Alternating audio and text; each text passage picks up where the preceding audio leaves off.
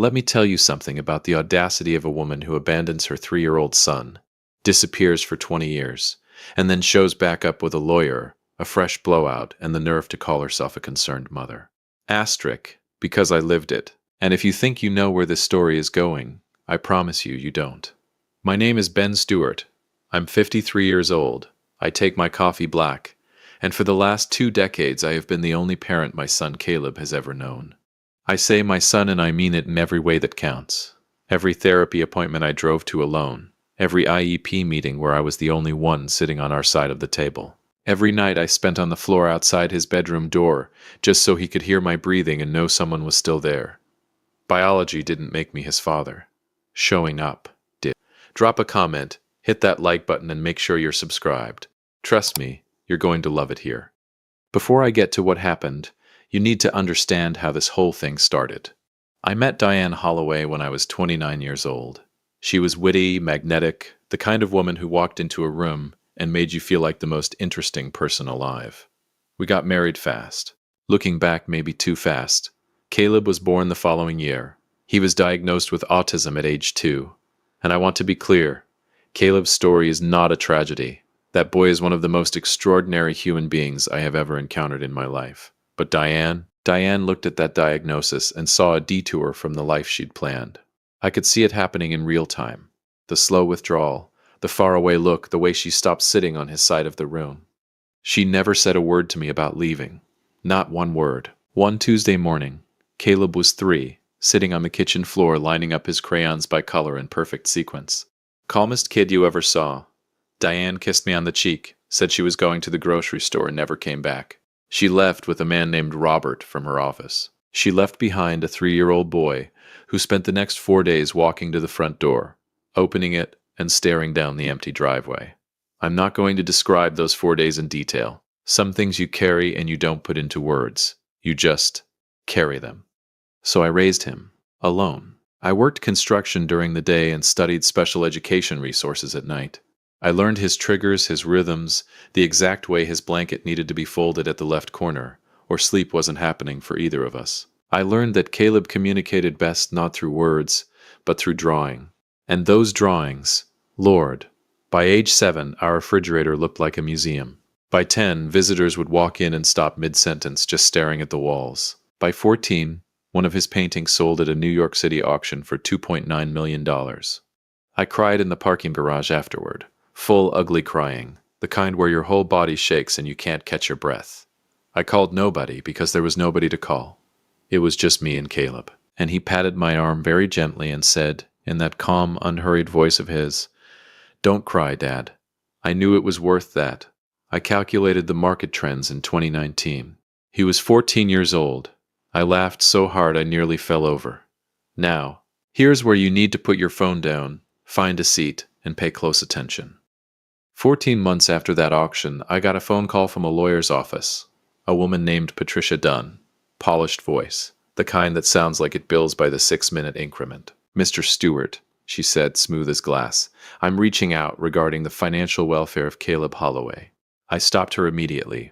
"His name," I said, "is Caleb Stewart." A small pause. "Yes. Well, my client has some concerns about the management of Caleb's earnings and would like to pursue a formal review."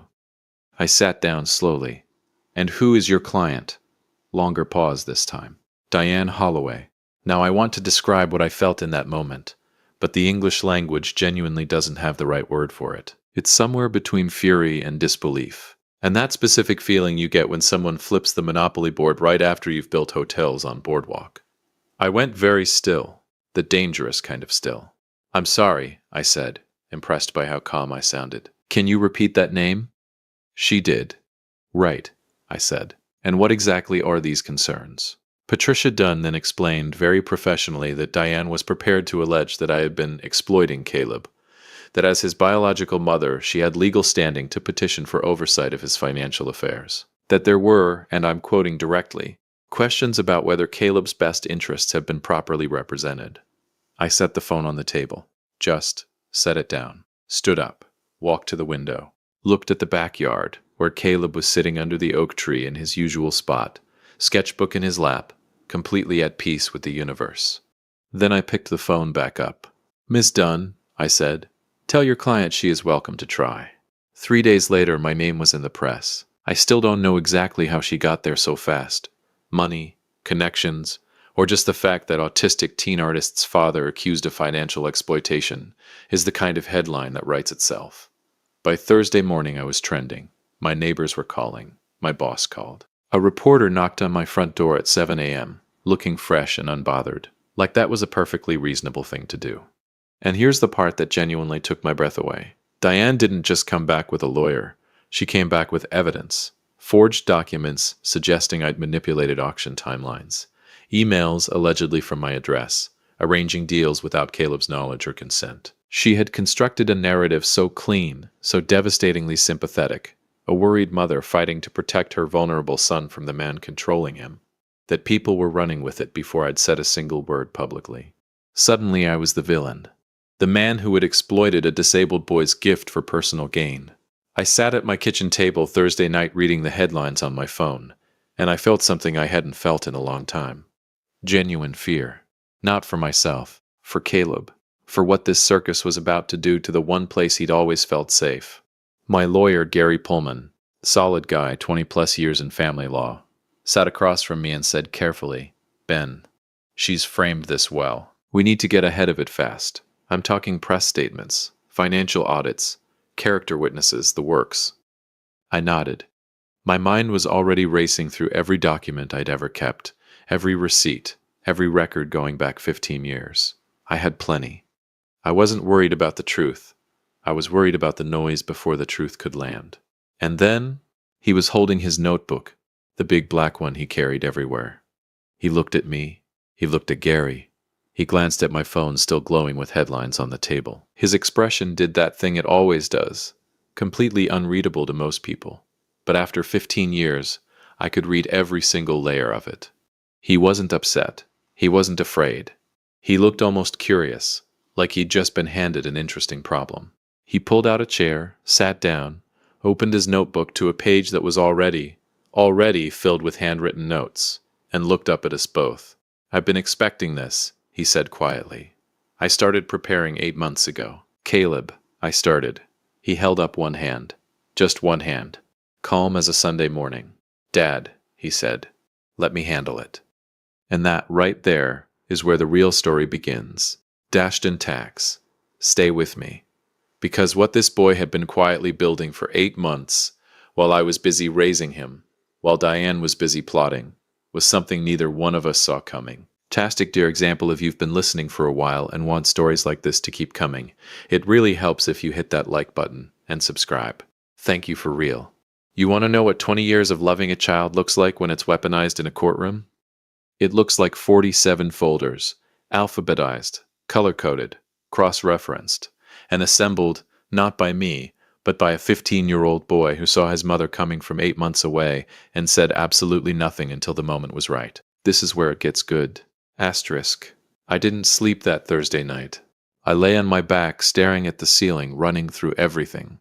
The headlines, the forged documents Patricia Dunn had hinted at, the way Diane had timed this whole thing with the kind of precision that told me she hadn't just woken up one morning and decided to do this. This had been planned, carefully, patiently, which, ironically, was something I should have recognized immediately, because planning things carefully and patiently, that's a very Caleb trait, and Caleb got it from somewhere, and it wasn't from me. I finally got up at 5 a.m., made my coffee, and sat at the kitchen table in the dark.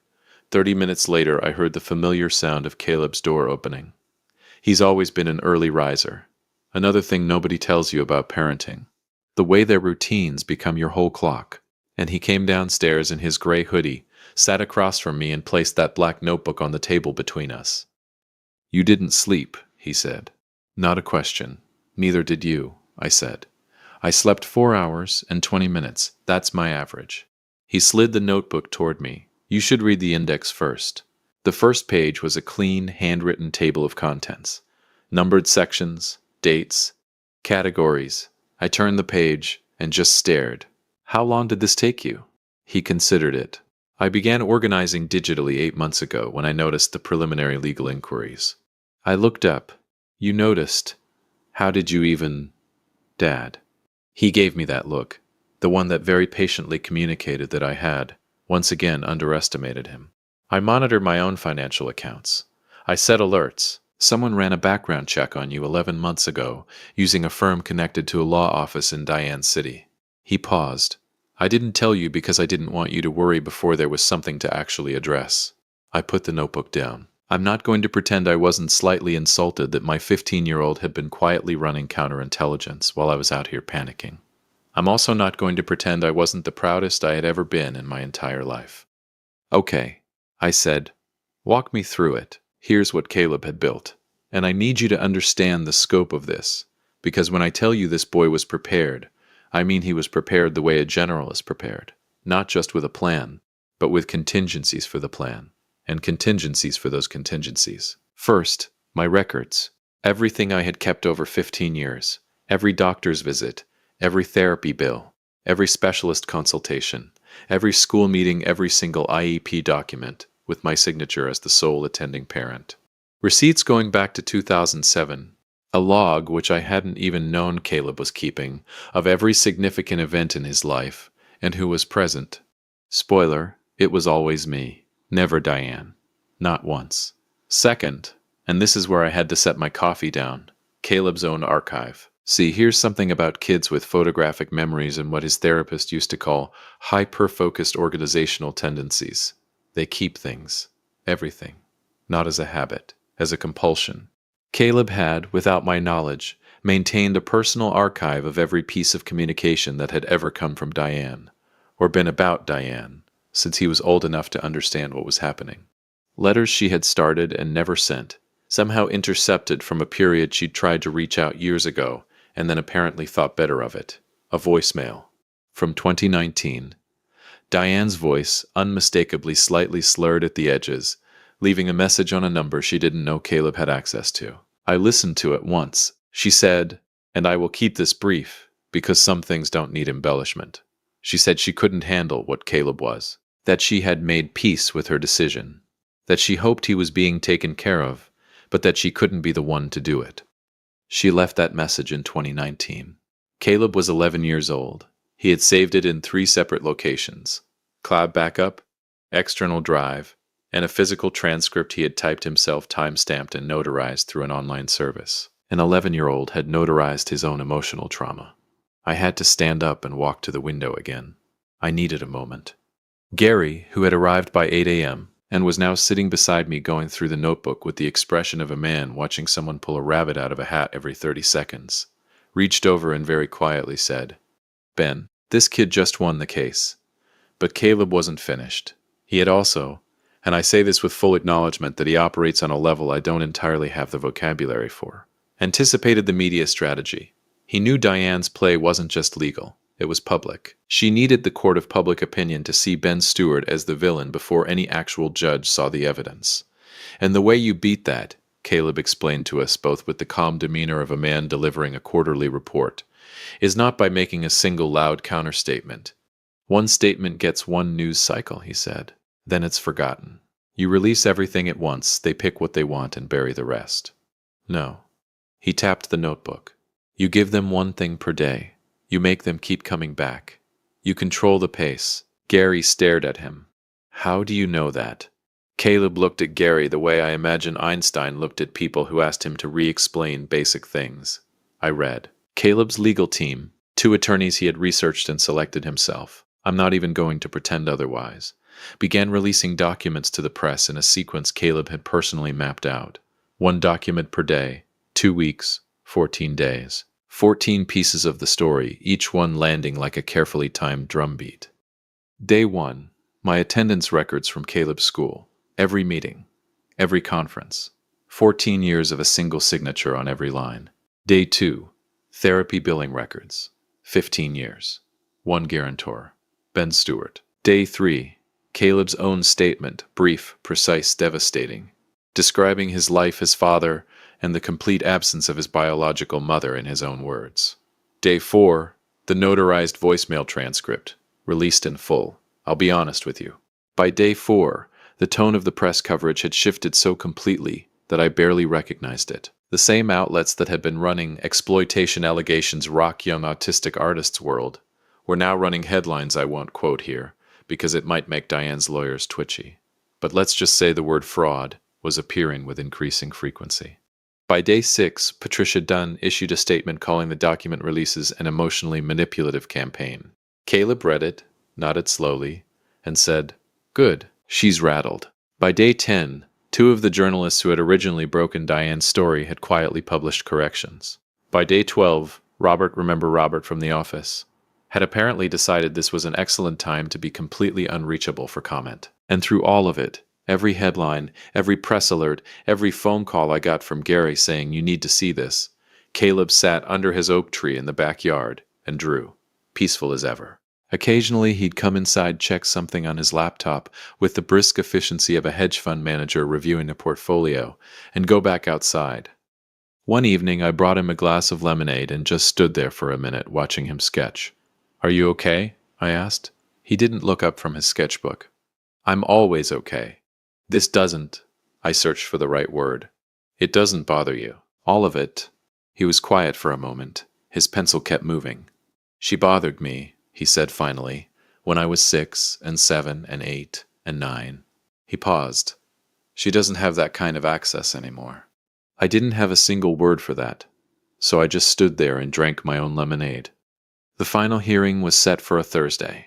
On the Wednesday evening before it, Caleb came to find me in the living room, sat down, and said, "I want to make her an offer." I looked at him. "Caleb, I want to offer her the chance to walk away clean, in exchange for my silence." He folded his hands on his knees, and if she refuses, he glanced toward the hallway, toward the room where I now knew he had kept something I hadn't known existed. "I'm going to show her the paintings. 10 years of paintings. App stacked a little boy's love, rendered in color, slowly turning into grief, one birthday at a time. And she was about to see every single one. Moments so perfectly constructed, so exact in their justice, that your brain refuses to file them under established memory. It files them under what happened in that courtroom on a Thursday morning in October is one of those moments. And I have replayed it every single day since, not because it hurt, but because it was the most beautiful thing I have ever witnessed in my 53 years on this earth. Asterisk. This is how it ended. The morning of the final hearing, I woke up at 4:30. I lay there in the dark doing what I always do when I'm nervous, mentally listing everything that could go wrong. It's a fantastic habit that has never once helped me, and yet I cannot stop doing it. Gary had called the night before to run through the day's structure, calm and methodical as always, but even he had said, "Ben, I've been doing this 20 years. I've never walked into a hearing this prepared. We're good." We were good. I knew we were good, but Diane had surprised me before, and I was not in the business of underestimating her twice. I got up, made coffee, and found Caleb already sitting at the kitchen table in his suit, a slim navy thing he had selected himself, naturally, with his black notebook open in front of him, and a plate of toast he had apparently made for both of us sitting in the center of the table. I stopped in the doorway. "You made toast," I said, without looking up. "Sit down, Dad." I sat down. I ate the toast. We didn't talk much, which was fine. Caleb and I have always communicated best in comfortable silence. After about 10 minutes, he closed the notebook, looked up at me, and said, "Whatever happens today, I need you to understand something." I looked at him. "You did not fail me," he said, simply, directly. The way he said everything. "I know you still carry those 4 days. When I was 3, I know you think about them." He held my gaze. "You should stop. You didn't leave. That's the whole story." I opened my mouth, closed it, opened it again. Nothing came out. Caleb nodded, satisfied, picked up his notebook and stood. "We should leave in 20 minutes or we'll hit traffic on the bridge." I laughed. I couldn't help it. I wiped my face with my hand and laughed. "Yeah," I managed. "Okay, son." The courthouse was a gray stone building downtown that looked exactly the way courthouses always look, like they were designed specifically to make you feel small.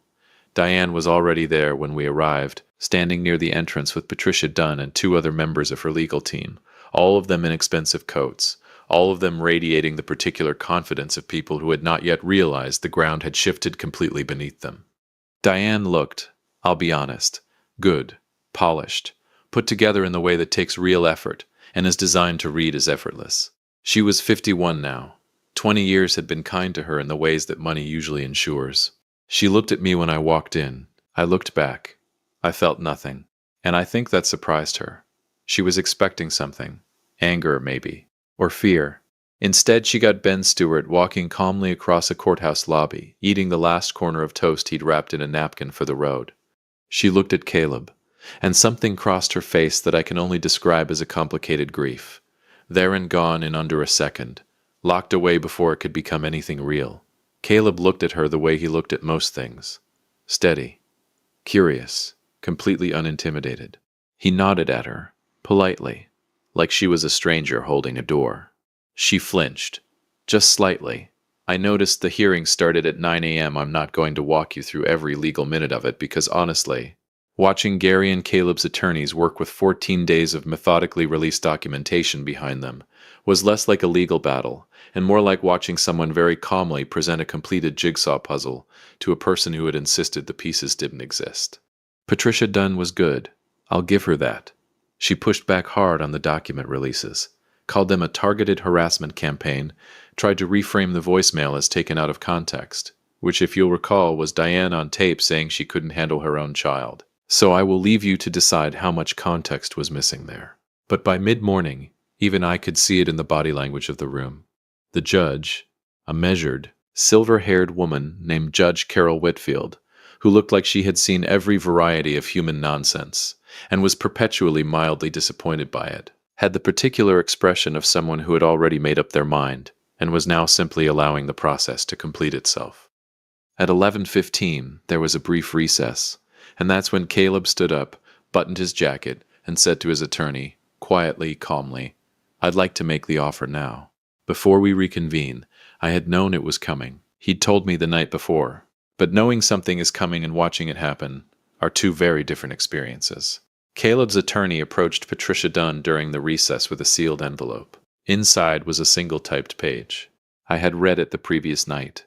It was perhaps 3 paragraphs long, and it said in language far more precise and restrained than I could have managed the following: that Caleb Stewart, not Holloway, Stewart, was prepared to cease all further document releases, make no additional public statements, and pursue no civil action for defamation, provided that Diane Holloway withdrew her petition entirely and permanently, waived all future claims to any involvement in his financial or personal affairs, and left. Just left. In exchange, he would never speak of her publicly again.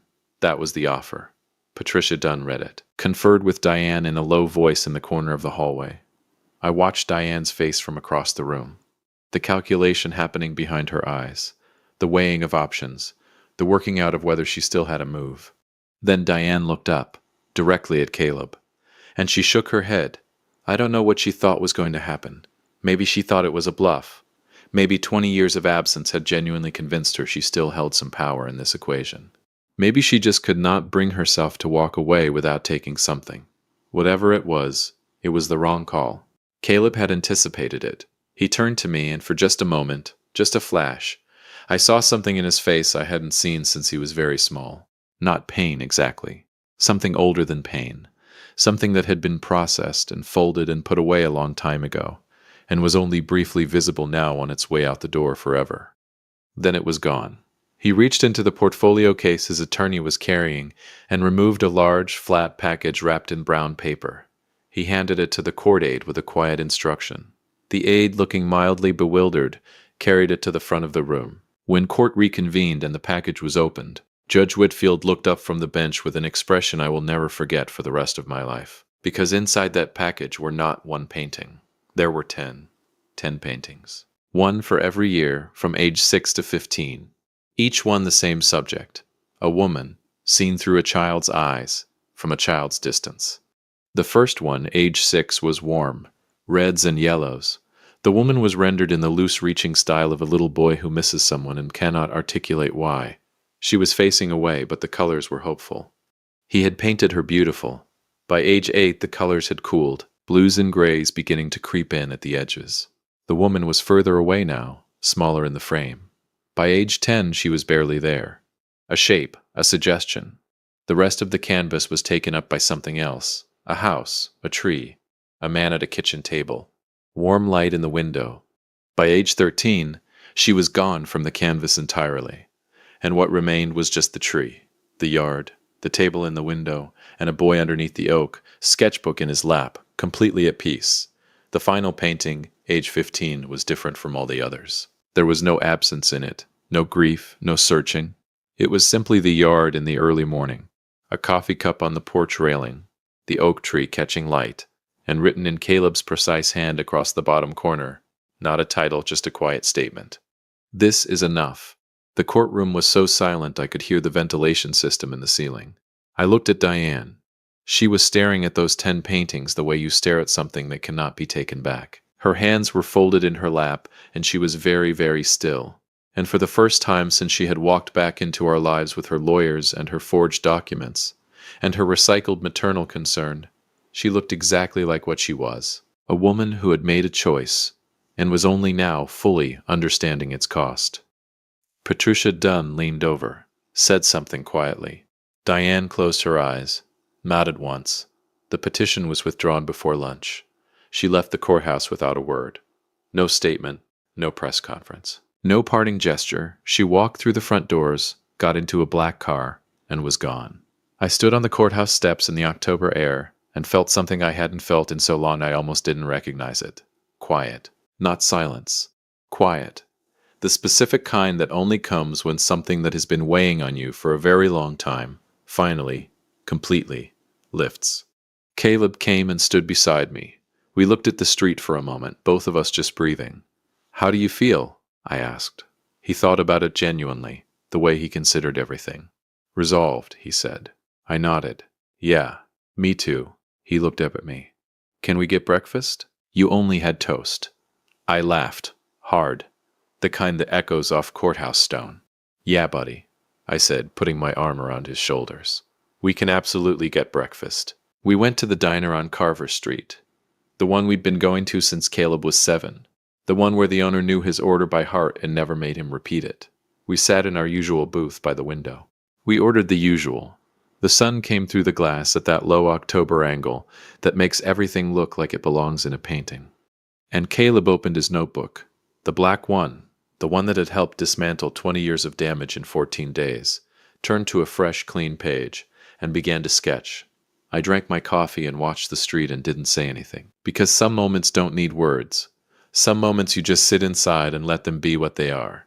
The last painting, "This is enough," now hangs in Caleb's studio. Center wall. Good light. He framed it himself. I asked him once why that one. Why not one of the earlier ones? The warmer ones, the ones with more color and reach. He looked at it for a long moment. "Because it's the truest one," he said. "It's the one where I stopped waiting." I looked at it. The oak tree. The morning light. The coffee cup on the railing. "Is that me?" I asked. "The coffee cup?" He almost smiled. Caleb almost smiling was worth more than most people's full laughs. "It's always been you, Dad," he said. The man who stayed, and the boy who turned 20 years of quiet grief into the most precise, most devastating, most dignified act of self-defense I have ever seen. Asterisk, my son, Caleb Stewart. He didn't need saving. He never did. He just needed someone to show up. And I will show up for that boy every single day until I have no days left. If you enjoyed this story, join our community by hitting that like button and subscribing for more real, raw, and family-centered stories. And as always, thank you for being a part of this community. I will see you on the next one.